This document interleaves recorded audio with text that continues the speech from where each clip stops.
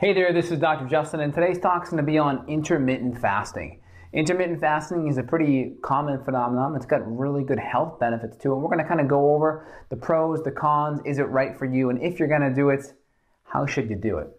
So first off, what is intermittent fasting? Typically, intermittent fasting is going about an 18 to 22 hour period without food. We're not fasting the whole day, but we're fasting a good period of the day, and we're trying to keep all of the calories consumed within a 6 to 8 hour window. So typically how that would look, if this is a 24-hour day right here, and we have noontime and 6 and 9 and 3, so basically nighttime from, let's say, 6 to 7, from this period here, we're going to go an entire day and night. So now it's 6 a.m.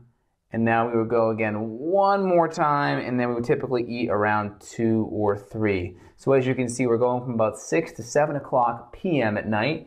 We're going around that night, waking up that morning, and then we're not eating again until about 2 or 3 o'clock. So if you can see that window there, we're about 18 to 20 hour window without food. So this is a really good way to do an IF, intermittent fast. This is how I do it. There's also natural intermittent fasting where you may do it, let's say you have a flight that morning and you don't want to eat the crappy airport food. That may be a good time to do it as well, kind of very sporadic. Now, how many times a week should you do this? I typically do it 1 day a week. 1 day a week. And if you're new to it, keep that day on a weekend day that's going to be stress-free so you can relax. You don't have to worry about it as much. When you're intermittent fasting, you're putting stress upon your body. Fasting is stress because, yes, there are some benefits that are happening, right? Some of these benefits are known as cellular autophagy. Cellular autophagy. All that means is your body is recycling proteins. You're recycling proteins and you're having an anti-aging benefit. So your body is recycling proteins better. There's steps of enhancing blood sugar because your body's going without a long period of time of sugar. It's relying more on ketones for fuel. So it can actually help with insulin sensitivity. A lot of the effects when we intermittent fast are also come from lowering glycation because the proteins in our body become sugar-coated. And when those proteins become sugar-coated, they become glycated and they become magnets for free radicals. So here's the protein in our body.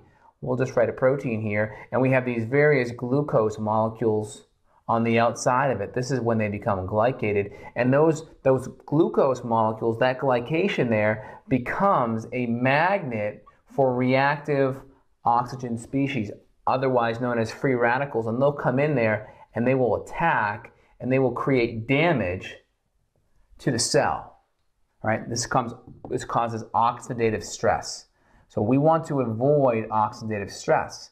So intermittent fasting can be a great strategy.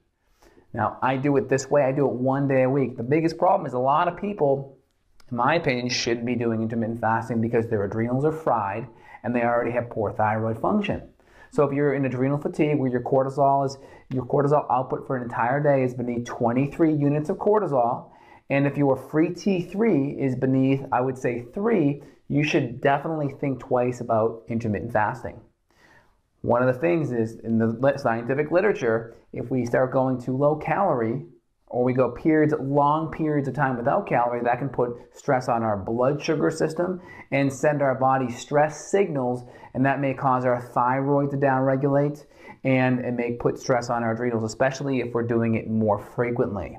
So once you get your adrenals and your thyroid worked on and you're feeling more confident and your blood sugar is more stable and you're eating an anti-inflammatory, nutrient-dense, low-toxin diet, then a good time to add it back in would be a Saturday or Sunday where it's more relaxing or more lower stress in your family, ideally. So that would be a good time to do it. So if you're already stressed, work on your adrenals, your diet, and your thyroid first. Once you get that back in, try it 1 day on the weekend. So if you already are stressed, again, it can affect T4 to T3 conversion, T4 to T3, and it could potentially put more stress on your cortisol systems, so it'd be more more adrenal fatigue. So you definitely want to be careful of that. And again, if you have blood sugar issues where you're known to be hypoglycemic, that can definitely put more stress on those hypoglycemic blood sugars handling systems. But lots of benefits when it comes to cellular autophagy, and when it comes to stem cells, and when it comes to glycation and lowering reactive oxygen species, that can be very helpful. So feel free and try what I try here. 6 to 7 p.m. Don't eat again until 2 to 3 in the afternoon. There's also another way that you can add an element to it. Adding bulletproof coffee or coffee, butter, and MCT can be very helpful at helping this morning to noontime happen, because you're giving your body a whole bunch of precursors to ketones. So let's talk about that bulletproof coffee recipe. Well, this was created by Dave Asprey. I've used variations for years, but he really added the MCT element as well as really clean coffee beans. So let's talk about that. You're going to just start off with 1 tablespoon of butter. 1 tablespoon of butter, but it's got to be Kerrygold or ideally grass-fed butter. And then I recommend starting out here again with 1 teaspoon. Remember, 1 teaspoon is 1/3 of a tablespoon of MCT oil to start.